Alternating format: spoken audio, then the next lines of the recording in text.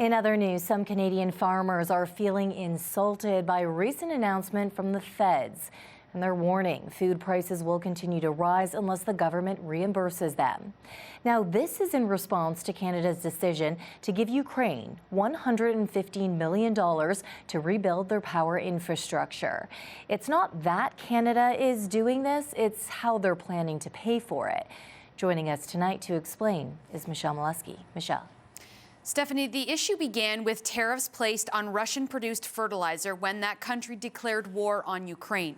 Canadian farmers felt the impact, paying $34 million in duty for fertilizer they bought before the war started. They have quietly been fighting to get that money back until this week, when the government announced funds from tariffs would be used to help rebuild Ukraine. Most Canadian farmers use fertilizers. Plants need fertilizer to eat to stay alive, basically. The bulk of the nitrogen fertilizer needed in Canada comes from Russia, one of the world's largest suppliers. That fertilizer was already on its way to Canada before the war started. So they implemented tariffs on fertilizer that was already bought before the war, which we deemed really unfair. And it cost them $34 million.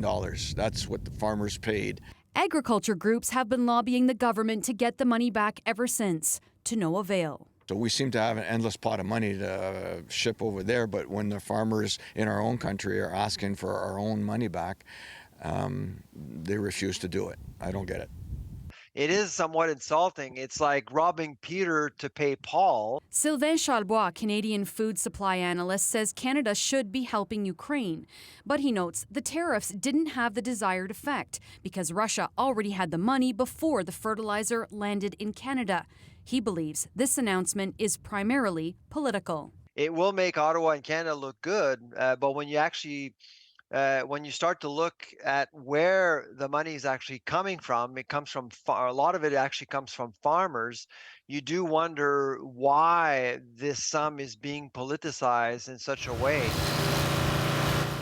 Looking ahead to next year's crop, Leo Guilbeault says farmers are buying fertilizer from other countries, knowing it's going to be more expensive. It's bad enough fertilizer tripled in cost from 2 years ago, and now they put a 35% tariff on top of that.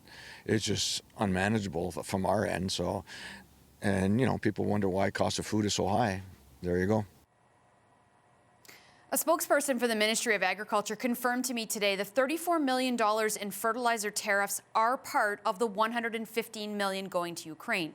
But they also say they are working with agriculture associations, primarily those in eastern Canada, to repay farmers on those tariffs.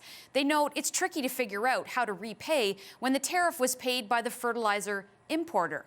I did ask why the government announced help for Ukraine before helping Canadian farmers, and the spokesperson declined to comment.